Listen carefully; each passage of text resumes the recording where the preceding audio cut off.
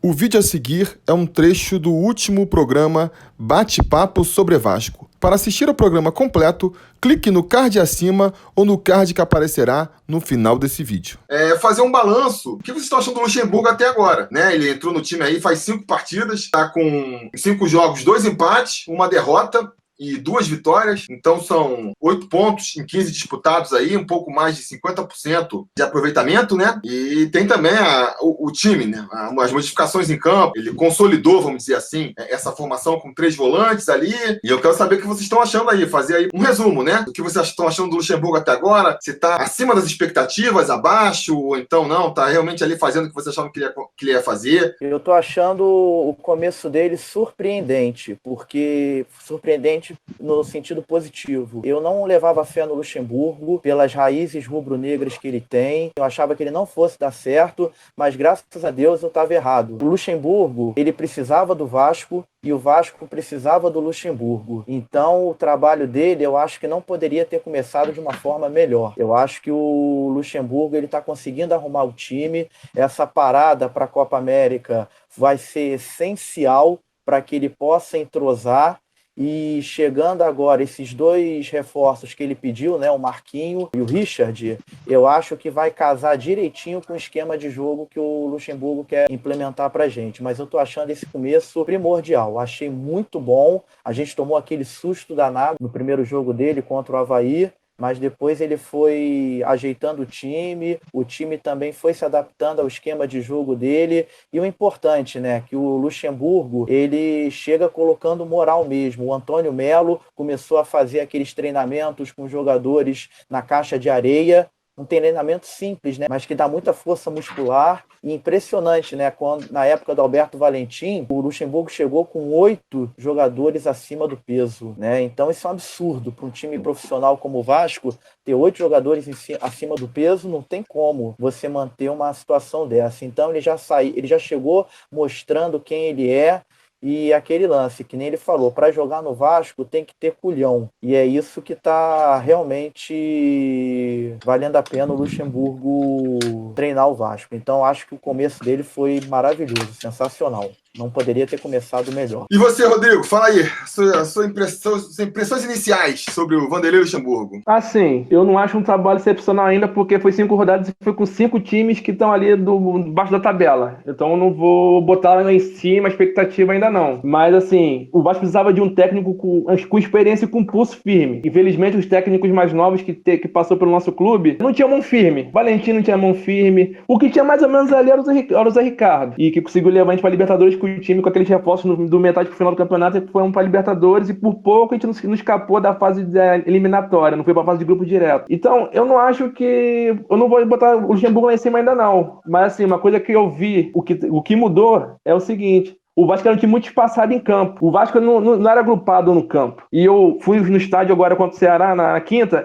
lá em cima eu pude ver um pouco que o Vasco agora tá um time mais compactado em campo. O meio de campo avança, o ataque tá mais junto com o meio de campo, a zaga se adiantando mais. Então, eu acho que o time, com relação à parte tática do jogo, melhorou muito. E também, o Melo melhorou muito a nossa parte física, porque tava vergonhoso o nosso time com 10 minutos de segundo tempo, 15 minutos, os jogadores morrendo em campo. O pior de morrer é sentir câimbras, né? O jogo nem acabava, sentia câimbras. E Gabriel Félix, com aquele jogo lá contra o Santos no Pacaembu, que foi uma vergonha. O cara não consegue agarrar um jogo de 90 minutos. Então, eu acho que assim, no tudo, o trabalho tá sendo bom. Agora vamos ver na volta contra o Grêmio, né? Vai ser lá no Sul, tem um Castan ainda, que pelo que eu vi hoje tá sem um Castan ainda. O Castan, ele tá muito misterioso esse condição do Castan. Já para ter voltado antes da Copa América, não voltou. Pelo que eu vi hoje, também não vai voltar contra o Grêmio. Então, assim, a nota que, assim, eu vou dar uma nota pro Luxemburgo de 5 a 10, vou dar nota 6 para ele por enquanto. Então, se agora na volta da Copa América, o bicho vai pegar. Vamos ver o que vai acontecer. Eu não chegaria a dar uma nota 6, eu não daria nota ainda, né? Porque eu concordo com o que o Rodrigo falou. Acho cedo para avaliar o trabalho do Luxemburgo por conta disso, né? Os adversários foram bem fracos. E para falar a verdade, eu esperava até que ele fosse ter um início de campeonato um pouco melhor, o início de trajetória dele no Vasco um pouco melhor em função dos adversários que ele enfrentou. Porque aquele jogo contra o Avaí, o Vasco foi muito mal, eu esperava que ele já acertasse melhor o time naquele momento, né?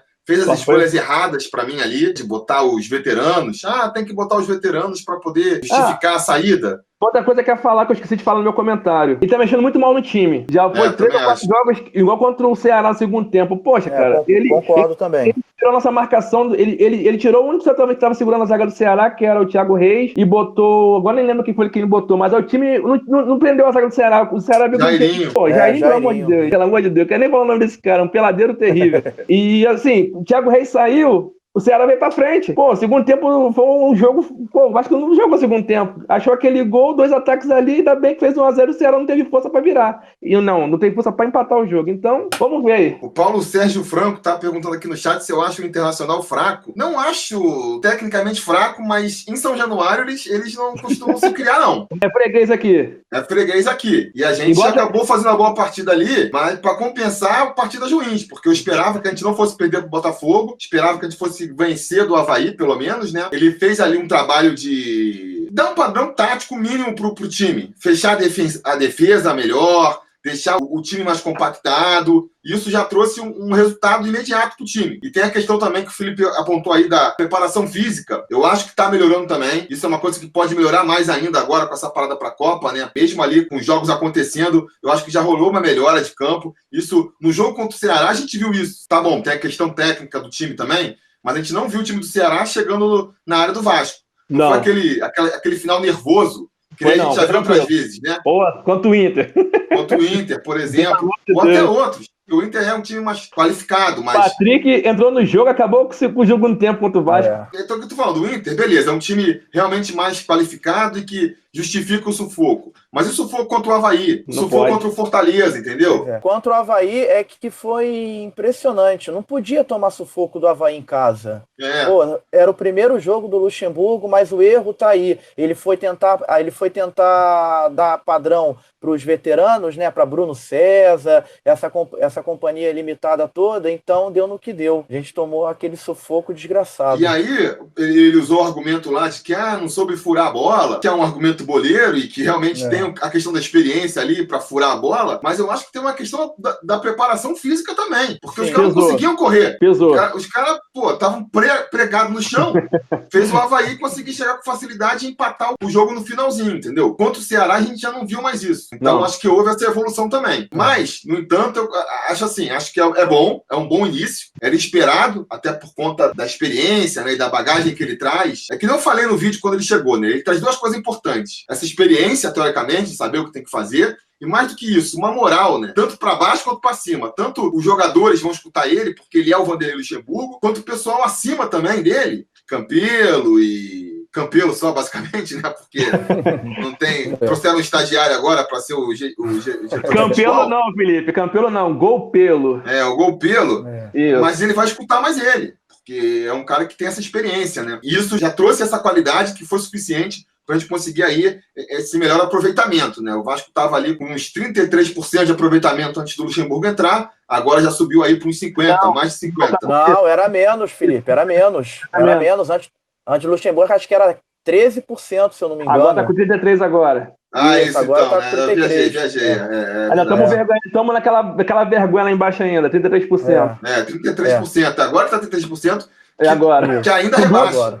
Com 2 vitórias, hein? Ainda estamos com 33% com 2 vitórias. Apesar de a gente estar fora da zona de rebaixamento, esse aproveitamento de 33% ainda é um aproveitamento do time rebaixado. Então a gente tem que melhorar isso aí ainda. E vamos ver se o Luxemburgo vai conseguir isso. E aí que eu fico também com essa questão aí que o Rodrigo falou, né? Vamos ver se ele vai conseguir melhorar esse time agora, para quando tiver adversários mais difíceis, em situações mais complicadas, ver como é que o time vai reagir. Então, nesse sentido, eu até fiz um vídeo, já gravei e vou lançar aí nos próximos dias, falando sobre isso. A volta aí do campeonato vai ser bem elucidativa. Vai deixar bem claro o que o Vasco vai poder fazer. Porque você pega os jogos, esse jogo contra o Grêmio é um time que, por um lado, está em uma fase, pelo menos terminou aí a ter essa parada sem conseguir os resultados. Não sei o quanto que eles vão evoluir na parada da Copa, mas é um time qualificado tecnicamente. Mas, por outro lado, é um time que vai estar disputando com o Bahia, né? Os jogos entre Grêmio e Bahia pela Copa do Brasil vão ser entre o jogo do Vasco e o do Grêmio. Exatamente. Então pode ter um time reserva do Grêmio. Exatamente. Mas olha só, deixa eu fazer 2 comentários aqui rapidinho, sem querer te cortar. Primeiro, respondendo aí ao Digão, o lance do Castan não voltar contra o Grêmio é porque o Castan ele foi suspenso Lourenço pegou 2 jogos antes do jogo do Internacional. O julgamento foi na sexta-feira, no dia do jogo contra o Internacional. Então ele poderia jogar, não jogou porque estava machucado. Aí cumpriu o primeiro jogo contra o Ceará e vai cumprir o segundo agora contra o Grêmio. Por isso que ele não vai jogar. Tanto é que o estagiário lá vai tentar reverter lá no STJD, né, entrar com um efeito suspensivo, mas a princípio ele não joga porque ele pegou 2 jogos de suspensão. E o lance do Grêmio, Felipe, é que o Grêmio, ele disparou, cara. Ele tá, acho que 11º ou 12º. Ele abriu uma margenzinha para a zona de rebaixamento. Então, assim, a nossa sorte é que o Grêmio, quando chegar, depois da parada da Copa América, nós vamos jogar nesse intervalo de Copa do Brasil e Libertadores. Então é bem provável a gente pegar o time do Grêmio reserva. Então, isso torna o jogo, assim, é um jogo vencível, assim, né? Não é impossível, não é um jogo que, cara, não tem como a gente ganhar eles lá, mas não é um jogo fácil também. Visto contra o Fortaleza, né? Que a gente pegou o time misto também e empatamos com 1-1 lá, né? Então, ali já era um jogo que dá pra ganhar mais, né? Eu acho que as partidas, elas vão mostrando o que você pode esperar do time. O Vasco venceu os jogos em casa, por exemplo, pra mim, só qualifica o Vasco pra permanecer na primeira divisão. Não dá pra gente... eu vi o pessoal falando depois que venceu do Ceará, pô, dá pra pensar já numa Libertadores? Não. Eu acho que não dá. Acho que você vencer em casa... ainda mais um time que nem o Ceará, só pra fazer o mínimo ali, entendeu? E um detalhe, nessas jornadas que o Vasco já jogou mais jogo em casa do que fora, se eu não me engano. O segundo turno vai jogar fora. Então, quer dizer, a gente vai ter que vencer uns jogos fora de casa ainda pra compensar os que a gente perdeu, pra só depois começar a pensar em voos maiores, entendeu? Vamos falar igual o professor falou, vamos chegar nos 45, quando chegar nos 45 a gente pensa o que vai acontecer. Fora isso... E aquele lance também, né, galera? A gente não pode se iludir de que o Vasco vai brigar por Libertadores, brigar lá em cima. O nosso campeonato, infelizmente, dói muito falar isso como vascaíno, mas o nosso campeonato é para conseguir, no máximo, a Sul-Americana. Porque o nosso time não é bom, a gente está com deficiências aí, principalmente a questão salarial, que realmente atrapalha o desempenho do time, reflete dentro das 4 linhas, e assim, chegar na Sul-Americana, pegar meio de tabela, 11ª colocação, isso aí, infelizmente, é o nosso troféu esse ano, porque mais do que isso, infelizmente, eu não vejo como o Vasco tentar lutar lá em cima. Por enquanto, pelo menos, né? Pode ser que mude depois. Em 2017 a gente começou brigando para não cair, aí conseguiu uma sequência boa ali, e no final fomos brigar pela Libertadores e conseguimos uma vaga. Então, não estou falando que vai ser impossível e que a gente não pode terminar o ano se tudo der certo, mas por enquanto eu acho que é precipitado pensar nisso agora, né? O momento agora é fugir do rebaixamento. Sem dúvida. O nosso campeonato é esse, é para fugir do rebaixamento, infelizmente. Dói muito dizer isso, a gente sempre vem lutando para fugir do rebaixamento, mas é a nossa realidade. A gente não pode iludir as pessoas. Os próximos 4 jogos do Vasco, quando voltar. Grêmio fora, depois o Fluminense em São Januário, depois o Palmeiras em São Paulo e depois o CSA aqui em São Januário. Eu acho que esses 4 jogos já vão dizer, porque o Grêmio fora é um jogo que o Vasco pode voltar com um empatezinho, já seria bem positivo. O jogo contra o Fluminense é um jogo em casa que o Vasco tem que vencer e já vai mostrar se vai ter maturidade, né? Que é um jogo que o Vasco tem que vencer, é um jogo que eu acho que o Vasco é até favorito, mas é um jogo que o Vasco pode deixar escapar. Se deixar escapar, fica muito difícil. Mesmo o jogo contra o Palmeiras, aqui no Palestra Itália, por mais que seja difícil de imaginar o Vasco voltando até com um empate, a gente vai ver. Se o Vasco for massacrado pelo Palmeiras, tomar um 4-0, que ele tomou 2 anos atrás, é difícil de imaginar. Se às vezes faz um jogo mais duro, já mostra ali um potencial pra frente, né? E mesma coisa contra o CSA. Vamos ver se vai dar mole de novo contra um time pequeno de São Januário ou se vai ganhar com autoridade. Então, depois desses 4 primeiros jogos, a gente vai ter uma noção melhor do que vai ser porque também já vai ser depois de parada, aí não tem mais parada, aí não tem mais reforço, aí não tem mais nada para criar expectativa de uma mudança de rota, entendeu? Vai ser aquilo ali até o final. Na minha opinião, desses 4 jogos aí tem que ganhar 2. Mas eu acho que vai ganhar sim, porque volta o Castan, volta o Ramon, entendeu? Vamos torcer para que o Ramon volte bem. Aí. Entendeu? Os caras vão voltar, mas os caras não vão voltar voando. E nem vai voltar todo mundo junto, né? Isso aí. Dificilmente vai voltar todo mundo junto. Mas aí é que tá a vantagem dessa parada da Copa. Eles já estão prontos, principalmente o Castan e o Ramon já fizeram a transição já pro campo. Então eles agora vão entrosar com a equipe. Essa é a minha esperança. E aí você fecha ali a lateral esquerda com o Ramon, que o Vasco ganharia em qualidade, e voltando o Castan também, né? Agora tem que ver quem sai, né? Se vai tirar o Ricardo Graça ou se tira o Henriquez, né? Para o Castan entrar. Tem que sair o Henriquez, não dá pra tirar o Ricardo Graça, não. Mas eu posso falar uma coisa? Eu tenho o maior medo do Ricardo Graça ser vendido nessa janela de transferência aí, tá? Pode acontecer um pouco depois, na verdade, né? Acho que a janela da Europa vai até agosto ali, então até lá tem esse perigo. Mas o primeiro que vai entrar na barca é o Andrei. O Andrei é o primeiro que vai sair. Já não acho. Não sei porque não está sendo aproveitado, mas é um jogador que tem chance de sair também. Com certeza é um jogador que tem chance de sair. Só adiantando a pauta que o projeto, o Rodrigo falou em 6 pontos aí, para mim tinha que ser 7 pontos, o ideal. Tem que vencer os 2 jogos em casa e ainda conseguir um empatezinho contra o Grêmio reserva, sei lá. Só contra o Palmeiras que eu tô liberando. O Grêmio reserva é melhor que o nosso time titular. Mas a gente quiser ter uma temporada tranquila, tem que começar a fazer os resultados desses, entendeu? Senão você briga contra o rebaixamento até a última rodada. Não sei se aguenta. A nossa expectativa com relação à volta... Todos os clubes falaram que depois da Copa América o campeonato é outro. Hoje eu vi a Fox Sports e estava comentando isso. Os clubes esperaram parar o campeonato, vai ter esse mês de pausa para recuperar o elenco, recuperar jogador, contratação. Então, pelo pouco tempo que o Luxemburgo tá no time, creio que nesse tempo ele vai conseguir dar uma melhorada maior. Só que é aquilo, né? Falta qualidade. Eu tô falando assim, essa minha projeção aqui de 7 pontos que eu tô falando é acreditando que o Vasco acertou e vai fazer um campeonato tranquilo.